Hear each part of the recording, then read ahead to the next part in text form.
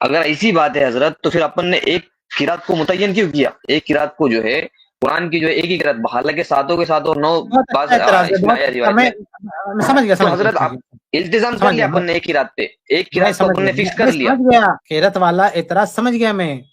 میرے بھائی جی تقلید کی یہاں بھی جو ہے یہ بنیادی نقطہ فراموش کر رہے ہیں کہ تقلید کہاں ہوتی، تقلید کا محل کیا ہے؟ مسائل اجتہادیہ.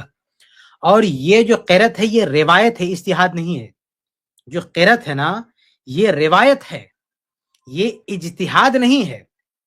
سمجھ رہے ہیں؟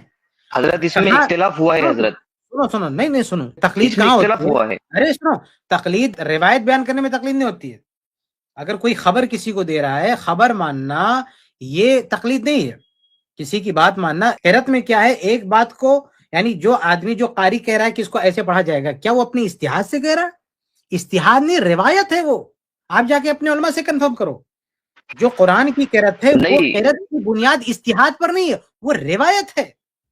روایت صحیح ہو سکتی ہے، اس پہ بحث ہوتی ہے، لیکن وہ پوری چیز روایت ہے، وہ تقلید نہیں. جیسے محدثین روایت بیان کرتے ہیں نا، اللہ کے رسول کی حدیث حدثنا فلاں حدثنا فلاں حدثنا فلاں، تو یہ جو سلسلہ سند ہے محدثین کا، یہ سند روایت ہے، تقلید نہیں ہے. امام بخاری اگر اپنے استاد سے کوئی بات نقل کر رہے ہیں، حدیث بیان کر رہے ہیں، تو اپنے استاد کی تقلید کر کے حدیث نہیں بیان کر رہے ہیں، وہ استاد سے روایت کر رہے ہیں. ایسے قرہ کی وہ روایت ہے، اور روایت میں تقلید نہیں ہوتی میرے بھائی. حضرت معذرت چاہتا ہوں، میں آپ کو ٹوک رہا ہوں، کیونکہ محدث جو حدیث لیتا ہے راوی سے اور راوی جو اس کو بتاتا ہے تو یہ تقلید نہیں ہے. لیکن محدث جب حکم لگاتا ہے اجتہاد کرنے کے بعد، وہ جو اجتہاد لگایا اس نے صحیح یا ضعیف کا، اس کو ماننا تقلید ہے. اسی طرح سے قرآن کی جو قرات ہے اس کے اندر اختلاف ہے، اسی لیے تو 7 اور 8 اور جتنے بھی. سن لو قرآن کی جو قرت ہے، جیسے حدیث ہے نا، حدیث روایت کے امام بخاری، آپ نے کہا کہ وہ تقلید نہیں ہے، لیکن حدیث کو لے کے جو حکم لگتا ہے اور جو فیصلے ہوتے ہیں وہ اجتہاد ہے. ایسے قرآن میں بھی ہے، جو قرت ہے وہ جو ہے اجتہاد نہیں ہے نہ وہاں تقلید ہے. ہاں، اس قرت کی بنیاد پر اگر کوئی اس آیت سے استدلال کرتا ہے اور کوئی شرعی مسئلہ بتاتا ہے، وہ اجتہاد ہے، ہم کہتے ہیں وہ اجتہاد ہے. لیکن قرت کو نقل کرنا کہ یہ ایسے پڑھا جائے گا، یہ سماعی ہے، اجتہادی نہیں ہے. آپ مجھے یہ بتا دیجئے کہ جو قرت ہے وہ روایت کی بنیاد پر نقل ہوتی ہے، ایک عالم اپنا اجتہاد کر کے قرت بناتا ہے کہ ایسے پڑھا جائے گا، تو جو قاری کہتا ہے یہ ایسے پڑھا جائے گا، یہ اس کا اپنا اجتہاد ہوتا ہے، اس کی روایت ہوتی ہے؟ بتا دیجیے. اختلاف ہوا کیوں حضرت؟ آپ نے جب مجھ سے سوال کیا، اختلاف ہونے کی بنیادی یہی کہ اس میں تمام قاریوں کا یہ اختلاف ہے اس کے اندر. ٹھیک ہے، میرا سوال یہ ہے کہ قرہ نے جو قرت بیان کی ہے وہ اجتہاد کر کے بیان کیا ہے یا روایت کر کے بیان کیا ہے؟ اپنے ماقبل سے ہے نا حضرت، اجتہاد ہے. جی حضرت اجتہاد ہے، اسی لیے تو اختلاف ہوا ہے، اسی لیے 7 میں اختلاف ہوا، 8 میں اختلاف ہوا. ہاں رک جائیے. ایسے ہی جو محدثین حدیث بیان کرتے ہیں اپنے اپنے اساتذہ سے، وہ ان کا اجتہاد ہے، وہ روایت ہے، وہ بھی اجتہاد ہے. محدثین کا حکم لگانا یہ اجتہاد ہے حضرت. ارے بھائی میں روایت بیان کرنے کی، جیسے صحیح بخاری امام بخاری کہتے ہیں ہم سے فلاں نے بیان کیا، سن کے ایسے آگے نقل کر دیا، تو سن کے جو نقل کر دیا وہ اجتہاد ہے. نہیں وہ اجتہاد نہیں، میں آپ کو بولا کہ جو محدث نے حکم، تو قرت میں بھی میں آپ کو سمجھا. آپ کا جو نقطہ ہے نا کہ ان میں اختلاف، روایت میں بھی اختلاف ہوتا ہے. آپ جو یہ کہہ رہے ہیں نا کہ قرتوں میں اختلاف کہاں سے آ گیا، تو اختلاف اس بات کی دلیل نہیں کہ آپ اس معاملے کو اجتہادی بول دو، یہ اس بات کی دلیل نہیں. جیسے حدیثوں میں بھی ہوتا ہے، جس کو آپ اجتہاد نہیں مانتے، جو خود کہہ رہے ہو کہ اجتہاد نہیں ہے، تو حدیثوں میں بھی ایک حدیث کو، یعنی ایک استاد ہے، اسی ایک استاد سے 10 شاگرد بیان کر رہے ہیں، ان میں سے کوئی اجتہاد نہیں کر رہا ہے، لیکن انسان کا دماغ ہے، انسان کی عقل ہے، انسان کا ضبط ہے، وہ انسان ہے، تو وہ حدیث کو روایت کرنے میں چوک ہو جاتی ہے، اختلاف ہو جاتا ہے. لیکن یہ اختلاف اس بات کی دلیل نہیں کہ یہ لوگ اجتہاد سے بولتے نہیں، بھائی اپنے حافظے سے بولتے ہیں، اپنے سماع سے بولتے ہیں کہ ہم نے فلاں سے سنا ہے. تو محدثین میں بھی اختلاف ہوتا ہے، جہاں آپ تقلید نہیں مان رہے ہو، جہاں آپ کہہ رہے ہو کہ محدثین کا حدثنا کہہ کے روایت بیان کرنا یہ اجتہاد نہیں ہے، یہاں بھی اختلاف ہو جاتا ہے. حدثنا کہہ کے اپنے استاد سے ایک آدمی وہ بیان کرتا ہے، دوسرا آدمی کچھ اور بیان کرتا ہے. ہماری تراویح پہ بحث ہوئی تھی نا، یزید بن خزیفہ اپنے استاد سے، سیم استاد ہے، کچھ بیان کر رہے ہیں، محمد کچھ بیان کر رہے ہیں، ایک ہی استاد ہے، الگ الگ بیان کر رہے ہیں. ان دونوں کا اجتہاد نہیں ہے، دونوں کے حافظے کا مسئلہ، ضبط کا مسئلہ ہے. ایسے جو قرت ہے، قرآن کی جو قرت ہے، یہ قرہ اجتہاد کر کے نہیں بتاتے کیسے پڑھنا ہے، یہ ان کی روایت ہوتی ہے میرے بھائی. اچھا کفایت بھائی، اگر یہ قرت کو جو ہے اجتہاد کہیں گے تو بہت بڑا الزام ہو جائے گا. یعنی کوئی چھوٹی بات نہیں ہے, بہت سخت الزام ہوگا. بہت خطرناک بات عبارت میں نے خطرناک الزام ہوگا. امام ابن تیمیہ کی ایک عبارت میں نے عبارت میں نے بھیجی, اس کو لگا دیں ارشد بھائی, یا شیخ کفایت اگر واٹس ایپ کھلا تو پڑھ کے سنا دیں. مجھے اگلے ہفتے کا ٹائم دیجیے, میرا بیٹری لو ہو گئی اس کے لیے. چلیے ٹھیک ہے, ٹائم بھی ہمارا ختم ہو گیا, 1:30 بجے 12:30 بجے کا ٹائم ہے نا, کتنے بجے کا؟ چلیے ٹھیک ہے, اگلے ہفتے آئیے انشاءاللہ بات کریں گے, کوئی دقت نہیں. قیرت والے کے مسئلے میں آپ پڑھ کے اپنے علماء سے بھی بات کر کے آئیے, اپنے علماء سے سمجھ کے. آپ ایسی باتیں مت, آپ کے علماء نہیں مانتے, آپ کے علماء بھی اس کو اجتہاد نہیں مانتے, جہاں تک میں سمجھتا ہوں. آپ پوچھ کے آئیے, کنفرم کر کے آئیے کہ کیا وہ اجتہاد ہے جو آپ یہاں کہہ رہے ہو, وہ شاید آپ کے علماء بھی نہ کہیں. آپ ایک بار پوچھ کے آئیے اپنے علماء سے. جی انشاءاللہ. جی وہ شیخ سرفراز کچھ بھیجے تو لگائیے اس کو. ہاں ہاں بہت اچھی عبارت ہے, اس کو لگائیے, بہت اہم چیز ہے.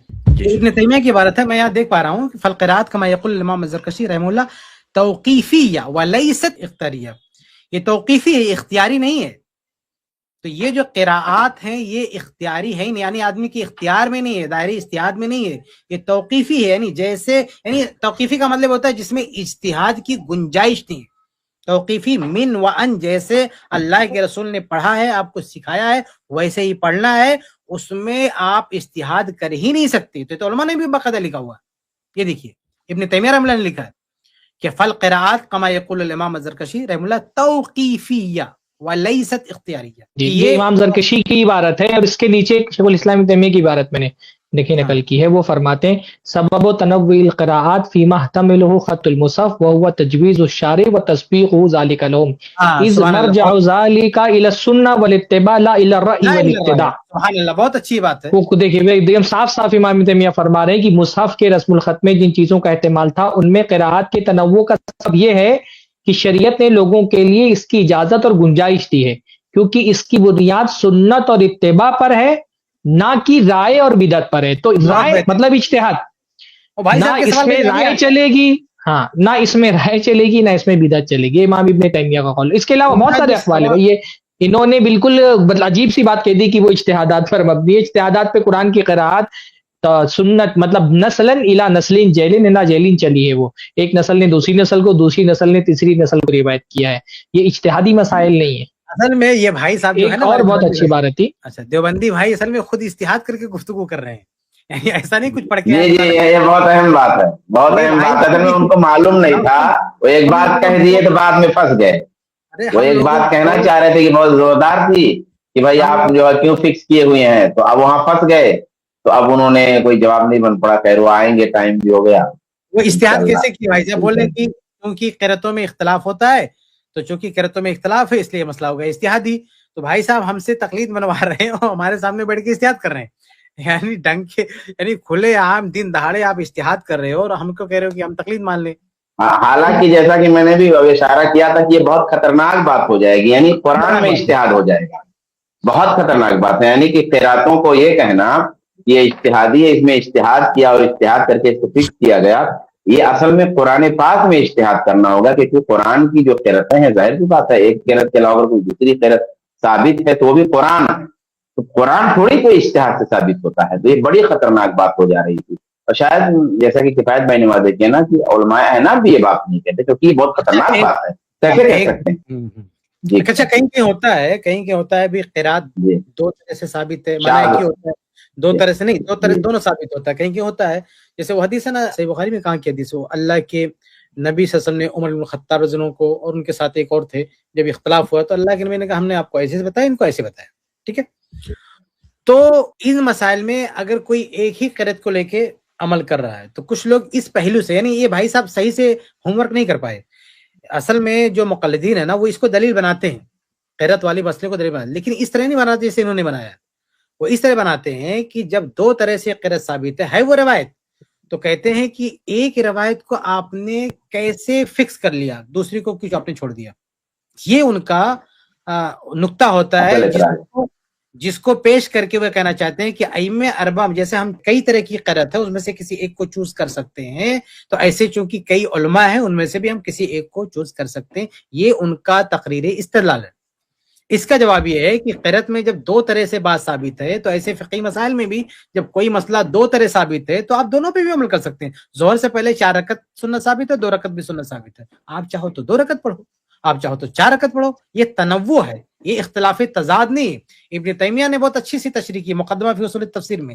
انہوں نے کہا کہ تنوع اور تضاد کا فرق سمجھنا چاہیے. تو یہ تضاد نہیں ہے. تضاد یہ ہوتا ہے کہ ایک آدمی دعویٰ کرتا ہے کہ اللہ کے نبی نے یہ کہا, دوسرا امام کہتا ہے نہیں یہ کہا. یہ اختلاف تضاد ہے. اور یہ جو ہے نا یہ اختلاف تنوع ہے, یعنی اللہ کے نبی صلی اللہ علیہ وسلم نے ایسے تنوع کی طرح بتایا, یعنی الگ الگ شکلیں بتائی ہے. بھائی ہاتھ اٹھانے کے تعلق سے 2 طرح کی روایتیں, دونوں صحیح, دونوں کریں گے. نماز میں جلوس کے تعلق سے کئی روایتیں, دونوں ثابت ہے. آپ نماز میں دائیں پر بچھا بھی سکتے ہیں, کھڑا بھی کر سکتے ہیں, مسلم کی روایت ہے, دونوں پہ عمل کیا جائے گا. تو یہ تنوع ہے. اس میں اگر کوئی ایک کو سلیکٹ کرتا ہے کہ میں یہ لے کے چلوں گا, ہمیں کوئی اختلاف نہیں ہے کہ بھئی ایک چیز ثابت شدہ چیز کو لے کے چل رہا ہے. لیکن یہ جو تقلید ائمہ میں کیا ہوتا ہے بھائی, ایک امام کہتے ہیں کچھ ہے, دوسرا کہتا ہے کچھ ہے. جیسے پچھلے ہسٹری میں ہم نے پیش کیا کہ محمود صاحب کہتے ہیں دیوبندی صاحب کہ ہمارے امام نے جو کہا ہے وہ حق تو امام شافعی کے ساتھ ہے, لیکن ہم یہ مانیں گے. یہ قرت والا مسئلہ نہیں ہے, یہ زمین آسمان کا اچھا ایک اور امام خطابی کا ایک وہ میں نے نقل کیا, وہ کیونکہ ابن تیمیہ کے بارے میں بعض مرتبہ یہ لوگ بول دیتے ہیں کہ ابن تیمیہ تو ان کے ہیں. امام خطابی کہتے ہیں, ارشاد بھائی لگا دیں اس کو, کہ ان اصحاب القراءات من اہل الحجاز والشام والعراق كل منها عز قراءته التي اختارها الى رجل من صحابه رسول اللہ صلی اللہ علیہ وسلم. کہ یہ جو بھی قراءات کے اصحاب ہیں, یعنی جن کے نام سے یہ قراءات مشہور ہے, جیسے عاصم ہیں, اسی طرح سے ابن کثیر وغیرہ ہیں, عبداللہ ابن عامر ہیں, کہہ رہے ہیں کہ جو اصحاب قراءات ہیں چاہے وہ حجاز کے ہوں یا شام کے ہوں یا عراق کے ہوں, کل منہم عز قراءته التي اختارها الى رجل من صحابت رسول اللہ صلی اللہ علیہ وسلم. ان میں سے ہر کسی نے جس قراءت کو اختیار کیا انہوں نے اس کو اجتہاد نہیں کہا, انہوں نے اس کو رسول اللہ کے صحابہ کی طرف منسوب کیا. اور جیسے وذالک صحابی قرأ تلک القراءۃ علی النبی, اور وہ جو صحابی جن کی طرف انہوں نے منسوب کیا انہوں نے ان قراءتوں کو اللہ کے نبی صلی اللہ علیہ وسلم سے لیا تھا, اور پورے قرآن میں سے کسی چیز کو انہوں نے مستثنا نہیں کیا. جیسے عاصم ہے, انہوں نے اپنی قراءت کہہ رہے فاسند عاصم قراءتہ الی علی و ابن مسعود. عاصم جو ہمارے مشہور عاصم کی قراءت ہے, کہتے ہیں یہ اپنی قراءت کو حضرت علی اور ابن مسعود کی طرف منسوب کرتے ہیں. اور ابن کثیر اپنی قراءت کو حضرت ابی ابن کعب کی طرف, عبداللہ ابن عامر اس اپنی قراءت کو حضرت عثمان کی طرف منسوب کرتے ہیں. دیکھیے آگے کتنی اہم بات کہہ رہے ہیں, وَهَؤُلَاءِ كُلُّهُمْ يَقُولُونَ, اور یہ سارے کے سارے یہ کہتے ہیں قرأنا علی رسول اللہ صلی اللہ علیہ وسلم, کہ یہ قراءتیں ہم نے اللہ کے رسول سے لی ہیں. وَأَسَانِيدُ هَذِهِ الْقِرَاءَاتِ مُتَّصِلَةٌ, اور ان قراءات کی سندیں متصل ہیں. وَرِجَالُهَا ثِقَاتٌ, اس کے سارے رجال ثقہ ہیں. فالقراءات, دیکھیے اب جو بات ہم کہہ رہے ہیں نا کہ توقیفی ہوتی ہے قراءت, فالقراءات سنت متبعۃ یاخذها الاخر عن الاول عن رسول اللہ صلی اللہ علیہ وسلم, کہ یہ جو قراءات ہیں یہ متبع سنت ہیں, ان میں سے ایک دوسرے سے اس کو لیتا ہے, اور اس طرح سے یہ بات چلتے چلتے یہ سند رسول اللہ تک پہنچتی ہے. تو ایک دم واضح بات ہے یہ کہ قراءات جو ہے وہ اجتہادی نہیں ہوتے. لیکن حضرات کو یہ حوالہ نہیں دینا چاہیے کہ قراءت کا حوالہ دیتے قراءت اجتہادی ہے. جی یہ اجتہادی نہیں ہے, اور جب اجتہادی نہیں ہے تو تقلید کمال ہی نہیں ہے, اس میں تقلید ہوتی نہیں ہے. جی السلام علیکم ورحمۃ اللہ وبرکاتہ. کیا آپ کو پتا ہے آئی پلس ٹی وی کے جو مختلف پروگرامز آپ تک پہنچتے ہیں, دینی programmes, Islamic programmes, research programmes, علمی پروگرامز, یہ سارے پروگرامز کو آپ تک پہنچانے میں کئی اخراجات ہوتے ہیں. علماء جو اپنا وقت دیتے ہیں, اور بہت سارے ایسے کاسٹ جو بیہائنڈ دا سین ڈپارٹمنٹس ہوتے ہیں جو علماء کے علم کو آپ تک پہنچانے میں ذریعہ بنتے ہیں, جیسے technical staff, editors, animators, social media staff, support staff. Technology کا بھی کاسٹ ہوتا ہے, premises cost, travelling cost, equipment. ایک پروفیشنل اسٹوڈیو کو مینج کرنے میں, ایک ٹیم کو مینج کرنے میں بہت سارے کاسٹ ہوتے ہیں. میں آپ کو بھی ابھارتا ہوں کہ آپ بھی اس کام میں ضرور سپورٹ کریں, آئی پلس ٹی وی میں اپنا تعاون ضرور پیش کریں. جزاک اللہ خیر, والسلام علیکم.